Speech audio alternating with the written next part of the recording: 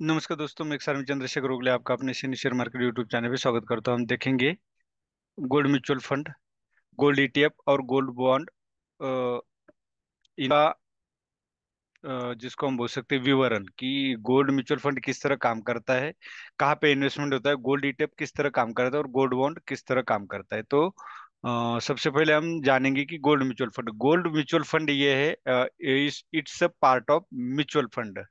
ये mutual fund के under आता है। ये इन्वेस्ट करता है उन कंपनियों में जिनमें गोल्ड के ऊपर जो माइनिंग का काम करती है कंपनी, गोल्ड के लिए जो प्रोसेसिंग का काम करती है, जो फैब्रिकेशन काम करती है, जो डिस्ट्रीब्यूशन का काम करती है, उसको हम वितरण बोलते हैं। ये हो गया। ये मैनेज किया जाता है फंड मैनेजर द्वारा कि कौन से स्टॉक लेने, कौन से बाय करने हैं। शेयर की कीमत, जो mining, processing, fabrication, distribution companies है, उनके शेयर की कीमत जिस तरह अप डाउन होगी, उसी तरह गोल्ड म्यूचुअल फंड की प्राइस भी जो यूनिट में होल्ड किए जाते हैं उसमें अप डाउन होता है, जिसको हम उतार चढ़ाव बोलते हैं। अगर इसका लॉक इन पीरियड 1 ईयर का होता है, तकरीबन अप डाउन भी किसी कंपनी का कम ज्यादा भी होता है। जो 44 म्यूचुअल फंड कंपनी है उनके ऊपर डिपेंड है। 1 साल के बाद पहले अगर आप उसको बेचते हो तो आपको 1% एग्जिट लोड लगता है, जो अमाउंट आप इन्वेस्टमेंट करते हो गोल्ड म्यूचुअल फंड में, उसके 1 साल के बाद आप बेच सकते हो। 1 साल से पहले अगर आप बेचते हो तो जो भी प्रॉफिट होगा उस पे आप 20% कैपिटल गेन कर दिया सरकार ने, तो आपको 20% कैपिटल गेन भी लग सकता है गोल्ड म्यूचुअल फंड में। तो ये आपको समझ गया है कि ये म्यूचुअल फंड का पार्ट है। गोल्ड ईटीएफ जो होता है वो एक्सचेंज में पंजीकृत होता है, तो एक्सचेंज ट्रेडेड फंड बोलते हैं इसको, ईटीएफ एक्सचेंज ट्रेडेड फंड। इसका सीधा रिलेशन आता है गोल्ड से। तो गोल्ड के रेट जो अप डाउन होंगे उसी तरह गोल्ड ईटीएफ के भी रेट अप डाउन होंगे। तो इसमें आपको बेनिफिट ये होता है गोल्ड ईटीएफ में, अगर आप आज इन्वेस्टमेंट करते हो और आपको 5 साल 10 12 साल बाद लड़की की शादी के लिए या किसी भी काम के लिए आपको गोल्ड लेना पड़े, तो आप उस टाइम उस गोल्ड रेट के हिसाब से आपको गोल्ड ईटीएफ में पैसे मिलेंगे और आप वो उसमें बेच के फिजिकल गोल्ड, जिसको भौतिक गोल्ड बोलते हैं हम, वो ले सकते हो। क्योंकि आज अगर गोल्ड लेते हो आप भौतिक गोल्ड, तो उसमें मेकिंग चार्जेस लगेंगे और कल को डिजाइन चेंज हो जाएगी, क्योंकि जो ज्वेलरी होती है उसमें डिजाइन चेंज होती है। तो आप उस टाइम डिजाइन चेंज करने के लिए जाओगे तो आपको एक तो डिप्रिसिएशन चार्ज लगेगा और दूसरा चार्ज लगेगा कि आपको मेकिंग चार्ज भी लगेंगी और जीएसटी भी अलग से लगेगी। तो इससे बेटर है कि आप गोल्ड ईटीएफ लोगे तो आपको मेकिंग चार्ज से बचोगे, जीएसटी से बचोगे और आप सीधा डायरेक्टली इसको किसी भी ब्रोकर द्वारा ले सकते हो। तो ये हो गया गोल्ड ईटीएफ का। तो गोल्ड ईटीएफ का फर्क आपको पता चल गया कि ये सीधा गोल्ड से रिलेटेड होता है और गोल्ड म्यूचुअल फंड ये सीधा अ, जो कंपनियां उस पे काम करती सोने पे, जो चाहे प्रोसेसिंग का हो, फैब्रिकेशन का हो, डिस्ट्रीब्यूशन, उन पे हो गया। ये हो गया गोल्ड म्यूचुअल फंड का। मैंने लॉक इन पीरियड भी बता दिया और परसेंट भी बता दिया। गोल्ड ईटीएफ के लिए कोई लॉक इन पीरियड नहीं, आज लेकर के कल बेच सकते हो, आज बेच सकते हो, इसमें लिक्विडिटी होती है। बस बाकी उस पे जो ब्रोकरेज लगता है वो लगेगा और बाय सेल में जो टैक्स पड़ता है वो लगेगा। अब गोल्ड बॉन्ड जो होते हैं वो आरबीआई इशू करती है on behalf of central government. इसका लॉक इन पीरियड होता है 8 साल का, उससे पहले भी आप बेच सकते हो और आपको जो इंटरेस्ट मिलता है वो सालाना मिलता है 2.5%। 3 साल के बाद कुछ आप गोल्ड बॉन्ड पार्शियली भी बेच सकते हो या पूरा का पूरा बेचना चाहे तो बेच सकते हो, लेकिन उसमें लिक्विडिटी कम होती है। अगर कोई मिलता है बेचने वाला तो आपको मिल सकता है।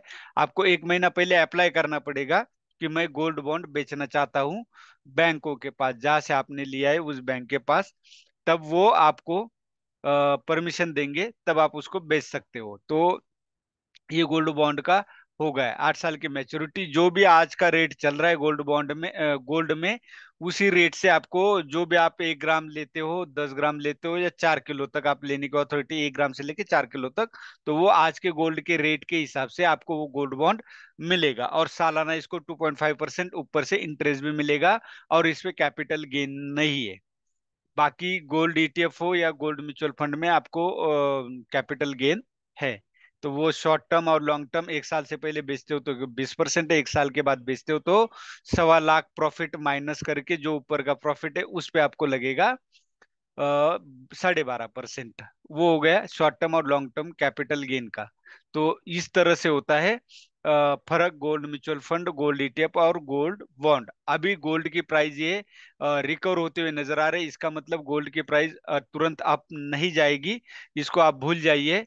अब क्या है कि गोल्ड दोबारा एक बार फिर गोल्ड नीचे आना चाहिए, मैं दावा नहीं करता, लेकिन जैसे यहां से गिरा है तो एक बार फिर यहाँ डब्ल्यू बना के फिर अपसाइड जाएगा, तब मान लो कि ये सही में अपसाइड जा रहा है। चाहे वो इस तरह से, अब एक प्रोबेबिलिटी ये है कि यहां से आकर के अपसाइड जाए, दूसरी प्रोबेबिलिटी ये है कि यहां से आकर के दोबारा यहां तक आए फिर आप चले जाए, तीसरी प्रोबेबिलिटी ये है यहां से आकर के यहां तक आ जाए या नीचे तक आ जाए फिर आप चला जाए। तो ये सारी प्रोबेबिलिटी इसमें होती है, क्योंकि जब भी स्टॉक या गोल्ड कम्योडिटी में कोई भी हो, क्रूड ऑयल हो या सिल्वर हो, तो वो गिरता इसी तरह है, इस तरह गिरता है। और जब आप साइड जाने की बारी आती है तो वो जाता है, जो मैंने अभी आपको दिखाया, इस तरह जाता है, इस तरह जाता है, या तो इस तरह जाता है। तो आप समझ लो ये तीनों तीनों प्रकार से ये अपसाइड जाता है, तुरंत एकदम से गिरा और एकदम से अपसाइड नहीं जाता है। तो ये हो गया। अब गोल्ड ईटीएफ आप कैसे ले सकते हो? तो गोल्ड ईटीएफ आपको किसी भी डेमेट अकाउंट के द्वारा आप ले सकते हो। तो उसमें आपको देखोगे तो गोल्ड ईटीएफ किस किस का होता है,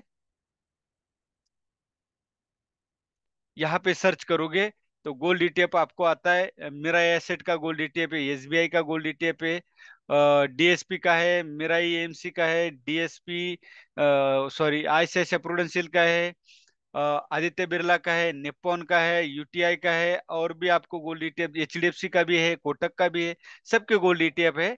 आप उनमें से किसी का भी सिलेक्ट करते हो। मुझे निप्पॉन और निप्पॉन हुआ, एचडीएफसी हुआ, आईसीआईसी गोल्ड ईटीएफ में थोड़ी सी ज्यादा लिक्विडिटी होती है, जिसमें लिक्विडिटी ज्यादा होती है वो बाय और सेल करने के लिए अच्छा होता है। अब लेने के लिए तरीका यही है जो कि मैंने यहाँ पे बताया। गोल्ड जब सोना दोबारा कई एक डाउनफॉल देगा और वहां से जब बाउंस मारेगा तब आपने लेना है।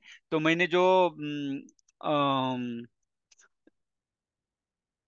जिसको बोलते हैं फिबो नंबर्स, उस फिबो नंबर के हिसाब से जो हार्मोनिक पैटर्न्स है, वो फिबो नंबर्स को यूज करके जो पैटर्न्स के अलग अलग नाम है, चाहे गार्टले हो, बैटो अल्टरनेटिव बैटो, क्रैब हो, बटरफ्लाई हो, अल्टरनेटिव क्रैब हो, एबीसीडी पैटर्न हो, उस हिसाब से अब जो मैंने पैटर्न का जो टारगेट लगा है, कहाँ तक गोल्ड गिर सकता है और बॉटम ले सकता है, तो फर्स्ट टारगेट मेरा जो आता है वो आता है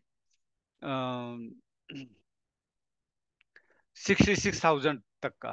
फर्स्ट तो ये हो सकता है सपोर्ट 67,428 तक ले सके, 500 67,500, सेकंड 66,270, और थर्ड अगर नीचे और गिरता है तो 64,000 तक ये आ सकता है। तो ये मैंने आपको पूरा का पूरा क्लियर कर दिया है, गोल्ड बॉन्ड, गोल्ड ईटीएफ और गोल्ड म्यूचुअल फंड। आप इसमें से जो भी चूज करना चाहते हो कर सकते हो, जो आपके लिए बेटर होगा, जो लॉक इन में नहीं हो, जो इजीली आपको कभी पैसा दे, वो गोल्ड ईटीएफ है। और जिसमें लिक्विडिटी कम है, गोल्ड के अनुसार ही आपको मिलेगा, लेकिन लॉक इन पीरियड है, बेचने में थोड़ा सा डिफिकल्ट है, वो गोल्ड बॉन्ड है। और गोल्ड म्यूचुअल फंड है, वो गोल्ड से रिलेटेड कंपनियों में है, उसमें भी थोड़ा सा लिक्विडिटी तो होती है, लेकिन लॉक इन पीरियड उसमें भी आता है। तो आप इनमें से कुछ भी चूज कर सकते हो जो आपको आपके फाइनेंशियल कंडीशन अनुसार सुटेबल कर सकता है। डिसीजन आपकी होगी, मैं कुछ भी सजेस्ट नहीं करता, मैंने सिर्फ आपको आपके सामने फर्क रख दिया है। कोई बाय सेल का रिकमेंडेशन नहीं है, ओनली फॉर एजुकेशन पर्पस है। वीडियो अच्छा लगे तो लाइक शेयर और सब्सक्राइब जरूर कीजिएगा। धन्यवाद। जय हिंद, जय भारत।